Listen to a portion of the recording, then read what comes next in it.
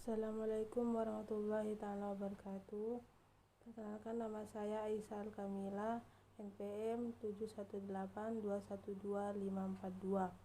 Saya di sini akan menjelaskan tentang seleksi personal dan repatriasi.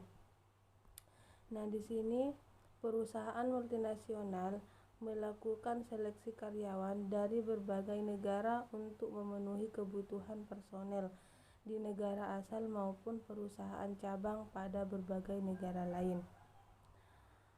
Ada 3 dasar yang digunakan dalam melakukan seleksi personel. Berdasarkan ketiga macam sumber atau asal personel tersebut akan diperoleh 3 macam jenis manajer. Sumber-sumber SDM. Yang pertama, home country nasional atau manajer dengan kewarganegaraan di mana perusahaan multinasional berasal. Yang kedua, host country nasional atau manajer dengan kewarganegaraan negara di mana perusahaan mempunyai cabang di luar negeri. Yang ketiga, third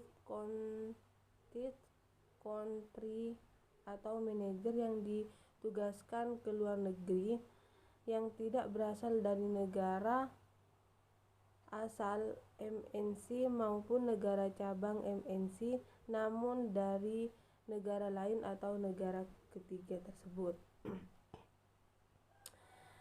Alasan menggunakan host country nasional adalah biasanya para individu host country nasional sudah terbiasa dengan budaya setempat.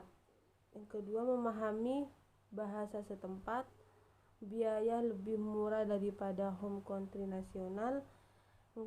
Yang terakhir, alasan terakhir adalah membayar dan merekrut mereka merupakan public relation yang baik. Selanjutnya, alasan menggunakan third country nasional yaitu gaji dan biaya personel lainnya biasanya lebih rendah daripada home country. Yang kedua, mereka memiliki pengetahuan pekerjaan yang baik terhadap pekerjaan yang memahami bahasa perusahaan cabang beroperasi. Selanjutnya, kriteria umum terdiri dari kemampuan beradaptasi atau ability to adapt. Yang kedua, memiliki kompetensi teknis. Yang ketiga, kemampuan beradaptasi pasangan dan keluarga. Yang keempat, memiliki keahlian hubungan manusia. Yang kelima, keinginan melakukan tugas memiliki keahlian hubungan manusia. Yang kelima, keinginan melakukan tugas luar negeri. Yang keenam, pengalaman luar negeri yang lalu. Yang ketujuh, memahami budaya negara yang dituju.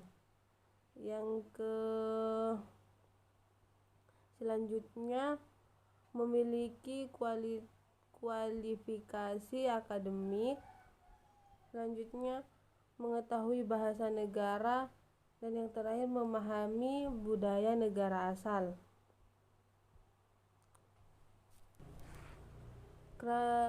Kriteria umum dalam pemilihan sumber belajar yang berkualitas ini meliputi ekonomis, yang berarti bahwa sumber belajar tidak harus mahal. Sumber belajar perlu disesuaikan dengan alokasi dana dan kebutuhan sumber belajar yang akan digunakan. Seperti layaknya prinsip ekonomi, perlu diusahakan agar mampu mendapatkan sumber belajar berkualitas yang sesuai kebutuhan dengan alokasi dana yang semisal mungkin. Yang kedua, praktis dan sederhana. Sumber belajar harus mudah digunakan dan tidak membingungkan, tidak memerlukan lagi tambahan pelayanan atau alat lain yang sulit diadakan. Yang ketiga, mudah diperoleh, bahwa sumber belajar mudah dicari dan didapatkan, jika perlu dapat memanfaatkan lingkungan sekitar yang tersedia.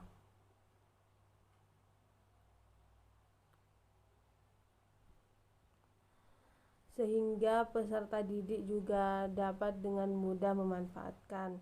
Yang keempat, fleksibel atau kompatibel.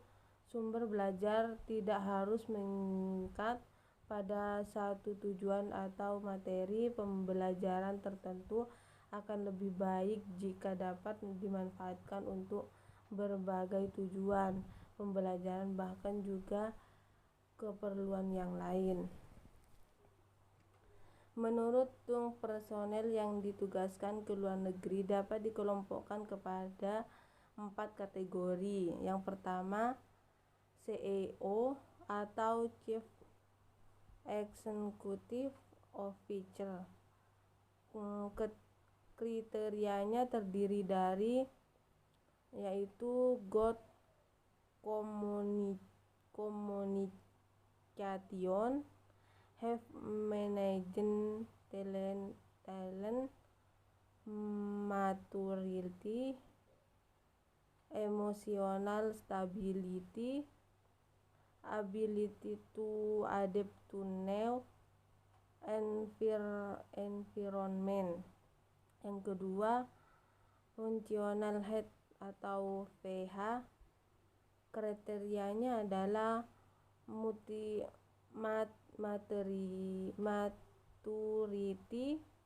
emotional stability, technical knowledge.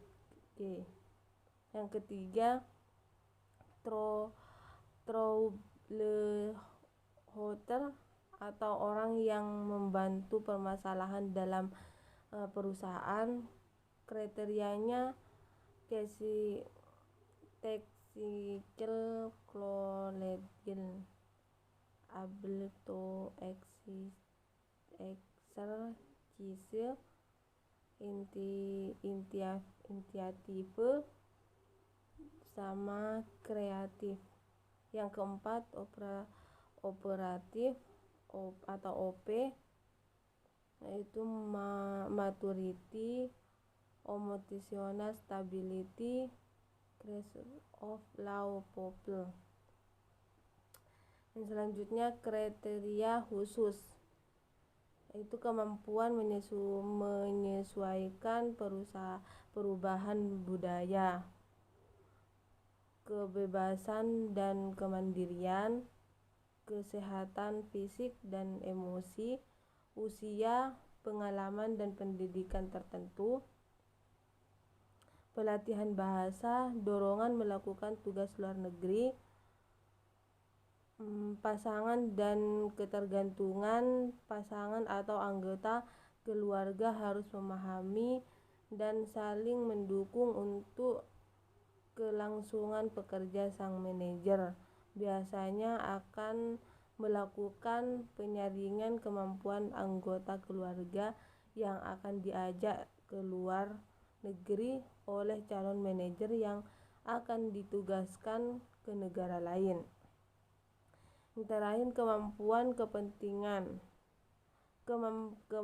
kepemimpinan. Kriteria khusus yaitu meliputi yang pertama, sumber belajar dapat memotivasi peserta didik dalam belajar. Yang kedua, sumber belajar untuk tujuan pengajar, maksudnya sumber belajar yang dipilih sebaiknya mendukung kegiatan belajar manajer yang dilaksanakan. Yang ketiga, sumber belajar untuk penelitian, maksudnya sumber belajar yang dipilih hendaknya dapat diobservasi, dianalisis, dicatat secara teliti, dan sebagainya. Yang keempat, sumber belajar untuk memecahkan masalah, maksudnya sumber belajar yang dipilih hendaknya dapat mengatasi problem belajar peserta didik yang dihadapi dalam kegiatan belajar mengajar. Yang terakhir, yang kelima, sumber belajar untuk presentasi. Maksudnya sumber belajar yang dipilih hendaknya bisa berfungsi sebagai alat metode atau strategi penyampaian pesan. Prosedur seleksi personel internasional. Ada 2 prosedur seleksi yang digunakan MNC, yaitu yang pertama tes. Yang kedua interview. Dari hasil penelitian bahwa 127 manajer MNC ternyata prosedur tes tidak populer. Repatriasi, pemulangan kembali manajer yang sudah ditugaskan ke luar negeri disebut repatriasi atau repatriation. Alasan pemulangan atau pengembalian para ekspatriat antara lain. Yang pertama, secara formal masa tugas sudah selesai. Yang kedua, para ekspatriat menghendaki anaknya sekolah di negara asal. Yang ketiga, mereka tidak bahagia dan nyaman bekerja di negara lain. Yang keempat, yang terakhir, mereka gagal melakukan tugas luar negeri. Mungkin hanya itu dari penjelasan dari saya. Kurang lebihnya mohon maaf. Wassalamualaikum warahmatullahi taala wabarakatuh.